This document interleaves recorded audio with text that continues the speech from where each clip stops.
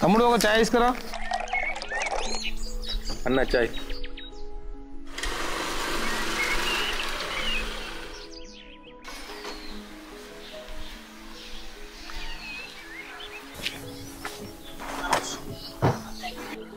ఏరా మయి ఎప్పుడు వచ్చినావు? మంచిగా ఉన్నావా?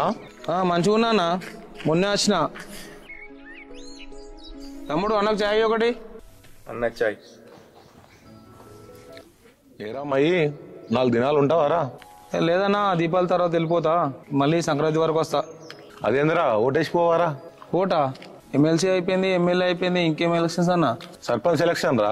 లేదన్నా, గా ఎలక్షన్స్ కి ఊళ్ళు ఉన్న లేసులు ఎక్కువ, గంతు నుంచి ఏమొస్తా అన్నా? అరే మయ్యి, నువ్వే చదువుకున్నావు, ఇట్లా అంటే ఎట్లరా?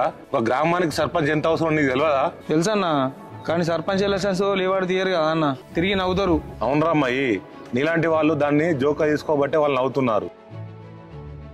అరే మయ్యి, ఒకటి గుర్తుపెట్టుకో, ఒక మనిషి ఎదుగుదల వాడు చేసే పని వల్ల వస్తుందేమో, కానీ ఒక ఊరు ఎదుగుదల మాత్రం ఆ ఊళ్ళో మనుషులందరి ఆలోచన వల్లనే వస్తుంది. అరే, నువ్వు ఓటు వేయకపోతే ఊళ్ళో మంచి రోడ్డు కావాలని అడిగాకు ఎలా ఉంటుందిరా? నువ్వు ఈ ఊళ్ళో ఉండకపోవచ్చు, కానీ ఈ ఊరు నీదిరా. నేను కూడా ఈసారి ఓడే నీకు వస్తా అన్నా. ఓడిపోనీయకు నీ ఓటును, గెలిపించే ప్రజాస్వామ్య బాటను, గట్టిగా పోనీయకు నీ ఓటును, పోదాం పద పోలింగు బూతుకు.